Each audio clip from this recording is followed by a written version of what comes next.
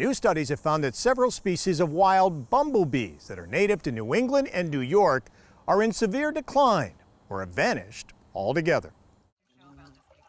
Researchers from the Vermont Center for Eco Studies teamed up with citizen scientists to track bumblebees across the state and then compare that with historical data and collections dating back a century.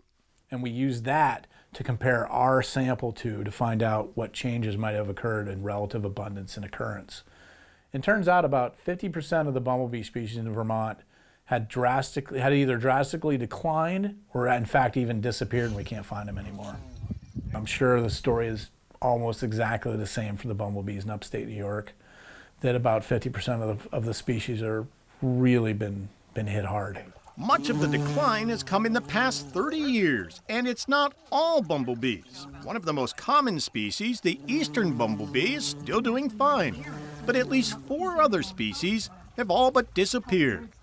Much like the loss with honeybees, a number of factors may be contributing to the drop in wild bumblebee populations, including climate change, habitat loss, and pesticide use. But McFarland and many other experts suspect it may also be other bumblebees imported from Europe. Most of these drastic declines look like it took place in the mid to late 1990s, so relatively recently. That happens to coincide with a time when some growers were starting to use bumblebees in hothouses. It turns out bumblebees are very good at pollinating things like tomatoes.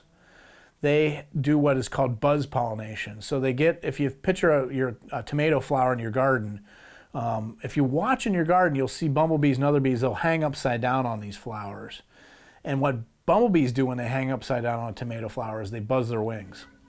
And it's a certain frequency that's tuned to plants like tomato plants that it releases a lot more pollen from the anthers.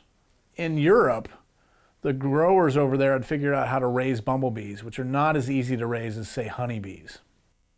And they were raising bumblebees in Europe and selling them to farmers over there, and basically in cardboard box hives to use in their hothouses.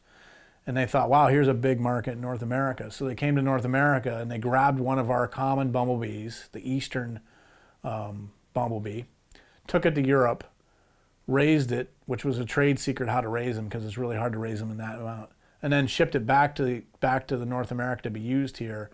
And one of the ideas is the thoughts is that may have picked up a gut parasite from the bumblebees in Europe when this got out in the wild, because bumblebees aren't staying in a hothouse all the time. It exchanged with some of the wild populations, and some of these bees, like the rusty patched bumblebee, were highly susceptible to this parasite. And it really did them in. It was sort of like, when smallpox hit the New World. Same kind of thing. It was the smallpox of the bumblebees.